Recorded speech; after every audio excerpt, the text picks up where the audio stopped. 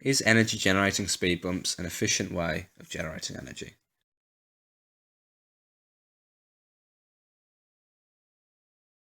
We'll be looking at 3 models to argue this case.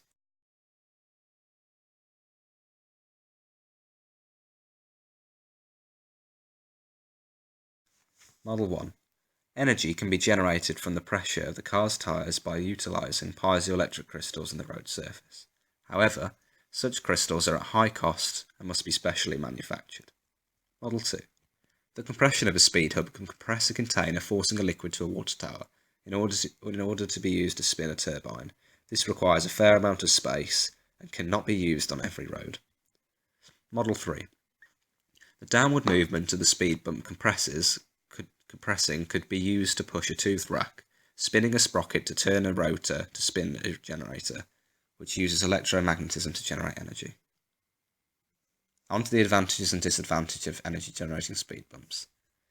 The main advantage is that the surface of the speed bump will be paid off after approximately 2 years, considering it earns between 6,000 and 21,000 worth of energy per year. Furthermore, it would help to slow down traffic, as does any speed bump, which decreases the risk of vehicle-related accidents. We have also researched that installing an energy-generating speed bump is cheaper than installing an official fuel generator. More energy will be generated in an area where many vehicles pass per day, which will be researched before instalment. Disadvantages. Of course, with this will come a lot of pollution, with the release of carbon dioxide and carbon monoxide being between 50 and 60% and 70 to 80%. Also, we would need many speed bumps that generate a relatively high amount of energy. Just 1 or 2 will not be enough.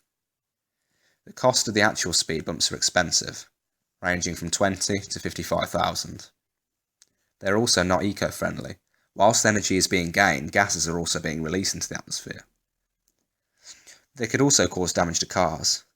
Many speed bumps will affect wheels, tyres, and suspensions on vehicles.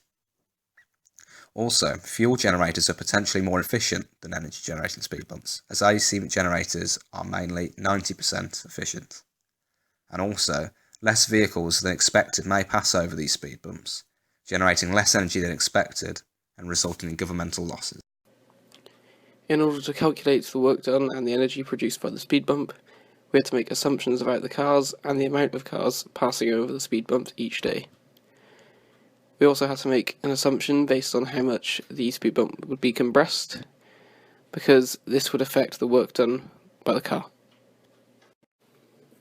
Due to our assumptions about the car's weight, we used the car's weight directly in the force times distance work done equation to get 1,372 joules, which converted to 0.0004 kilowatt hours.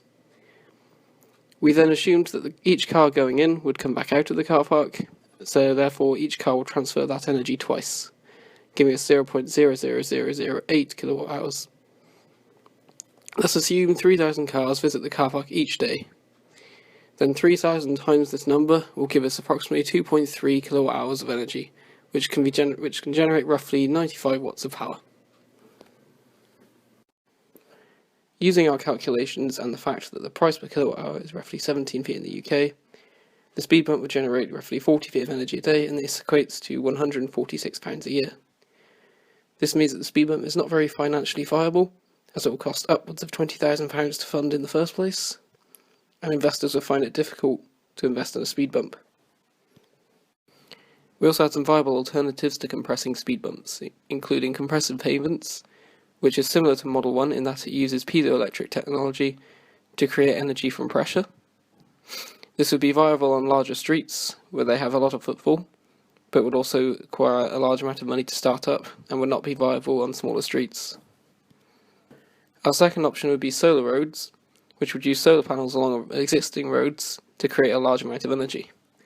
However, the initial costs are massive, and would be very time-consuming to recover all the old roads. Our final option would be waste-to-energy plants, which are already widely in use. They use rubbish to convert to energy, and this produces a large amount of energy. However, there are many negatives, including still producing CO2, and this is also not related to compressing speed bumps or similar road mechanisms.